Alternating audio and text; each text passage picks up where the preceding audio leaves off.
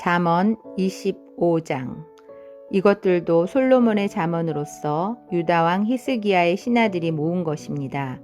이를 숨기는 것은 하나님의 영광이요 이를 잘 살피는 것은 왕의 영광이다.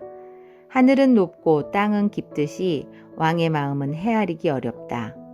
은에서 찌꺼기를 없애라. 그래야 금속 세공업자가 쓸만한 은그릇을 만들 수 있다. 왕 앞에서 악한 자를 없애라. 그러면 의를 통하여 왕위가 굳게 세워진다. 왕 앞에서 잘난 체 하지 말고 높은 관리들 자리에 끼어들지 마라. 말석에서 상석으로 올라오라고 초대받는 것이 대중 앞에서 말석으로 쫓겨 내려가는 것보다 훨씬 낫지 않겠는가? 내가 눈으로 본 것을 조급하게 법정에 알리지 마라. 나중에 내 이웃이 너를 망신시키면 어떻게 할 것이냐? 너는 이웃과 다툴 때 남의 비밀을 말하지 마라. 그것을 듣는 자가 너를 망신시킬 것이요 나쁜 평판이 너를 계속 따라다닐 것이다. 경우에 합당한 말은 은쟁반에 놓여진 금사과와 같다.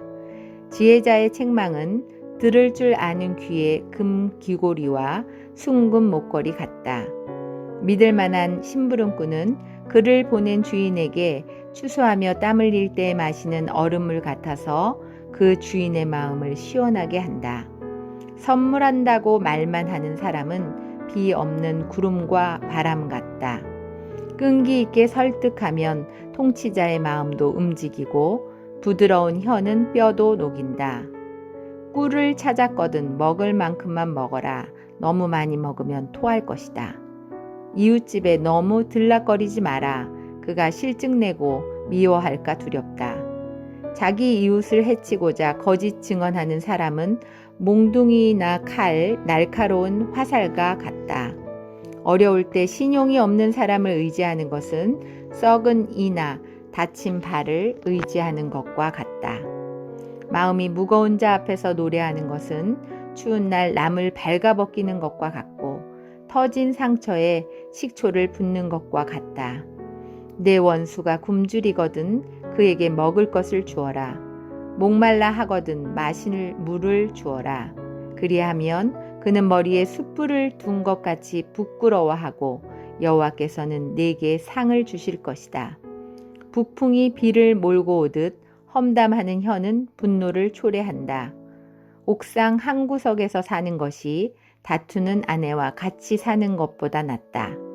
먼 나라에서 보내온 좋은 소식은 목마른 영혼의 냉수와 같다. 의인이 악인에게 굴복하는 것은 우물이 흐려지고 샘이 썩는 것과 같다. 꿀을 너무 많이 먹으면 몸에 해롭고 자기 영광을 구하는 것도 명예롭지 못하다.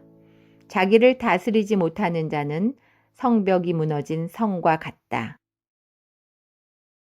잠언 26장. 여름에 오는 눈이나 추수 때의 비처럼 어리석은 자에게 영예는 적절하지 않다. 근거 없는 저주는 참새가 퍼덕거리고 제비가 쏜살같이 날아가는 것처럼 상대방에게 미치지 못한다. 말에게는 채찍을, 나귀에게는 재갈을, 어리석은 자의 등에는 몽둥이를 휘둘러야 한다. 어리석은 자의 어리석음을 따라 대답하지 마라. 그렇지 않으면 너도 그와 같이 될 것이다. 어리석은 자에게는 그의 어리석음에 따라 대답하여라. 스스로 지혜로운 채 할까 두렵다. 어리석은 자를 시켜 편지를 전하는 것은 자기 발을 자르고 극약을 마시는 것과 같다. 어리석은 자들이 잠언을 말하는 것은 다리 저는 사람의 다리와 같다. 어리석은 자에게 영예를 주는 것은 마치 물매에 돌을 매다는 것과 같다. 어리석은 자들이 잠언을 말하는 것은 술 취한 자가 가시나무를 휘두르는 격이다. 미련한 자나 지나가는 자를 품꾼으로 부리는 자는 활을 마구 쏘는 궁수와 같다. 개가 그 토한 것을 다시 먹듯 어리석은 자는 자기 미련을 되풀이한다. 스스로 지혜로운 채 하는 사람을 보았는가? 차라리 그보다는 미련한 자에게 희망이 있다. 게으른 자는 사나운 사자가 길에 있으니 가지 않겠다고 말한다. 문짝이 돌적 위를 따라 돌듯 게으른 뱅이는 침대에서만 뒹군다. 게으른 자는 자기 손을 밥그릇에 갖다 대고도 입에 넣을 생각을 안 한다. 게으른 자는 나는 슬기롭게 대답을 전하는 7명보다 낫다라고 스스로 생각한다. 자기와 상관도 없는 다툼에 참견하는 행위는 개의 귀를 잡아당기는 사람과 같다. 횃불을 던지고 독이 묻은 화살을 쏘아대는 미친 사람과 같이 지혜 없는 사람은 자기 이웃을 속이고도 그저 장난삼아 했을 뿐이야 라고 말한다. 나무가 없으면 불이 꺼지듯 험담꾼이 없으면 다툼도 그친다. 숯불에 숯을 더하고 불에 나무를 더하듯 싸움꾼은 싸움에 부채질만 한다. 고자질은 맛난 음식과 같아서 뱃속 깊이 내려간다. 마음은 악하면서 입술만 부드러운 사람은 유약을 바른 토기와 같다. 악의를 품은 사람은 입술로는 그럴싸하게 말하지만 마음에는 독을 품고 있다. 그런 자가 듣기 좋은 말을 할지라도 믿지 마라. 7가지 혐오스러운 것들이 그 마음에 들어있다. 그의 악의가 교묘하게 숨겨져 있다 해도 그의 악한 생각이 회중 앞에서 드러날 것이다. 함정을 파는 자는 자신이 그곳에 빠질 것이요 돌을 굴리는 자는 그 돌에 치일 것이다. 거짓말하는 혀는 상대를 미워하고 아첨하는 입은 상대를 파멸로 이끈다. 잠언 27장. 내일을 자랑하지 마라. 오늘 무슨 일이 일어날지 누가 알 것인가. 타인이 너를 칭찬하기는 해도 내 입으로는 하지 마라. 돌도 무겁고 모래도 무겁지만 바보가 주는 모욕은 이것보다 더 무겁다. 분노는 잔인하고 화는 사람을 삼키지만 질투처럼 파괴적이지는 않다. 면전에서 책망하는 것이 숨겨진 사랑보다 낫다. 친구가 주는 상처들은 믿음에서 난 것이지만 원수는 입맞추고 배반한다.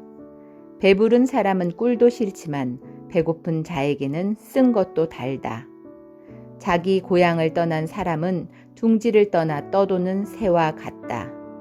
향유나 향이 마음을 기쁘게 하듯이 친구의 충심 어린 조언이 마음을 포근하게 해준다. 너의 친구든지 아버지의 친구든지 아무도 버리지 말며 위급할 때 형제의 집에 가지 마라. 가까운 이웃이 멀리 있는 형제보다 낫다. 내 아들아, 부디 지혜를 깨우쳐서 내 마음을 기쁘게 해다오. 그리하면 나를 경멸하는 자에게 내가 할 말이 있을 것이다. 슬기로운 자는 위험을 보면 피하지만 미련한 자는 제 발로 들어가 화를 자초한다.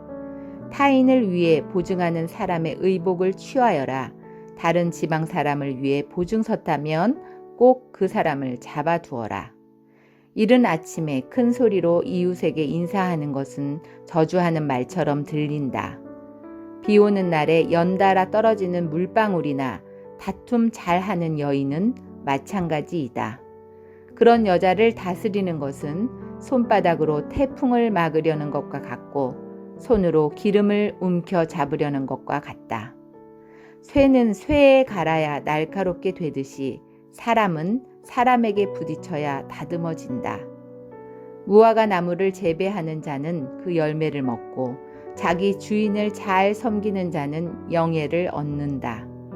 얼굴이 물에 비치듯 사람의 마음도 다른 사람에게 비친다. 무덤과 죽음이 만족하는 법이 없듯이 사람의 눈도 만족할 줄을 모른다. 도가니로 은을, 풀무로 금을 연단하듯 사람은 칭찬을 통해 시험을 받는다. 미련한 사람을 절구에 넣고 공의로 곡식 찢듯 찧어도 그의 미련은 벗겨지지 않는다. 내 양떼의 형편을 잘 살피고 내 소떼도 잘 돌봐라. 재물은 오래가지 않고 면류관은 대대로 물려지지 않는다.